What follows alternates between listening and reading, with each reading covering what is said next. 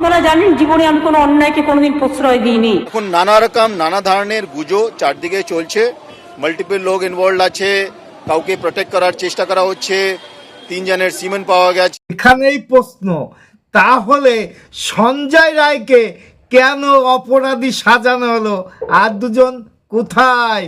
খুঁজতে হবে তো, চলুন খুঁজে দেখি। গাড়ি স্টার্ট কর। চপ্পল ছুট গয়া, হাম ফাস্ট।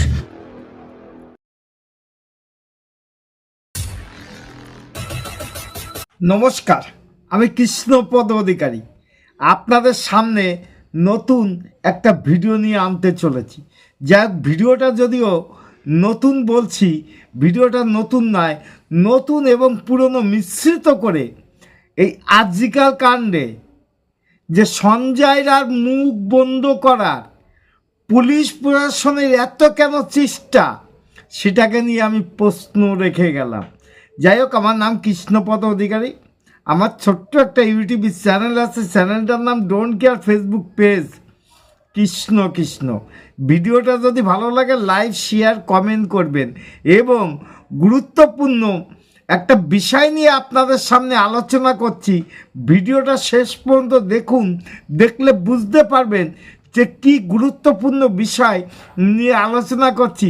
আর ভয় কি, ভয় যদি না থাকে এই ব্যাপারটা কেন করলো সেটাকে নিয়ে প্রশ্ন রেখে গেলাম। চলেন দেখা যাক, শুরু করা যাক ভিডিও। কারণ কি সঞ্জয়ের গলার স্বর ঢাকতে কি, বিড়ম্বনা কমাতেই কি পুলিশের এই অতি সতর্কতা আজ দেখতে পাওয়া গেল?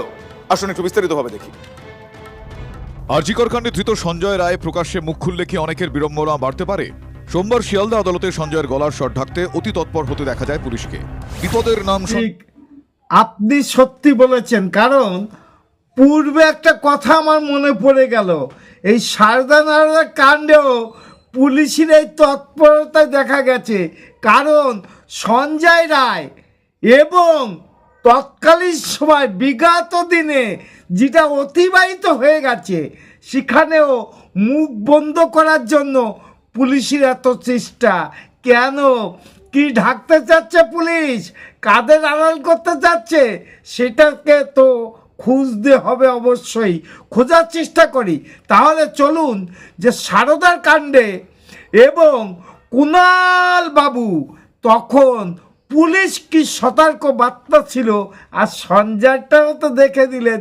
তাহলে পুরনো স্মৃতি একটু খুঁজে আসি, দেখে আসি, চলেন। যারা চিট ফান্ড বিল নিয়ে আলোচনা করবে তাদের বিল নিয়ে আলোচনা করার কোনো রাইট নেই। চিট ফান্ডের দয়ায় যারা ক্ষমতায় এসছে, মুখ্যমন্ত্রী, 8 জন এমপি এবং 6 জন মিনিস্টার সরাসরি দোষী, তারা কি ওখানে আলোচনা করবে? কোথাও যাবো না, আমাকে বলতে দিন কথা, আর নইলে আমাকে সরান। গত 10ই এপ্রিল, 11ই এপ্রিল, 12ই এপ্রিল আমি আলিপুর সেন্ট্রাল জেলে ছিলাম। সেখানে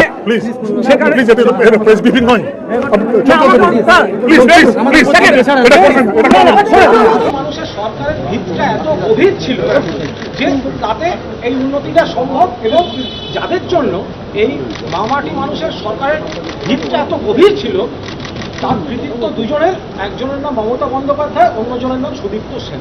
বুঝতে পারলেন তো বিষয়টা? সেই দিনের কথা আর এই দিনের কথার সঙ্গে অনেকটা মিল আছে কিনা?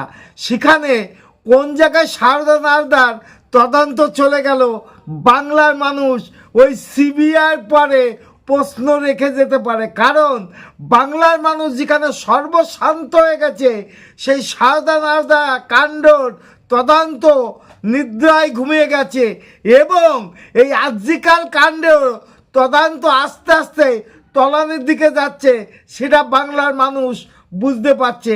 এই নামগুলো যখন বলছে, সিবিআইয়ের কাছে প্রশ্ন রেখে গেলাম আমি বাংলার মানুষের হয়ে এবং ভারতবর্ষের মানুষের হয়ে, তাহলে সিবিআইয়ের কোনো এখতিয়ারের বাইরে আছে কিনা তাদের জিজ্ঞাসাবাদের জন্য।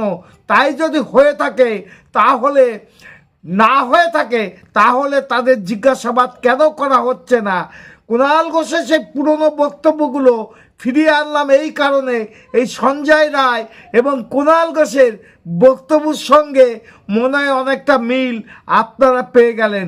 পেলেন কিনা জানি না। যদি পেয়ে থাকেন তাহলে চ্যানেলটা সাবস্ক্রাইব করে দেবেন, পেজটা ফলো করে দেবেন। আগামী দিনে নতুন কোনো ভিডিও আনার জন্য একটু আশীর্বাদ। নমস্কার, টাটা। Madam sorry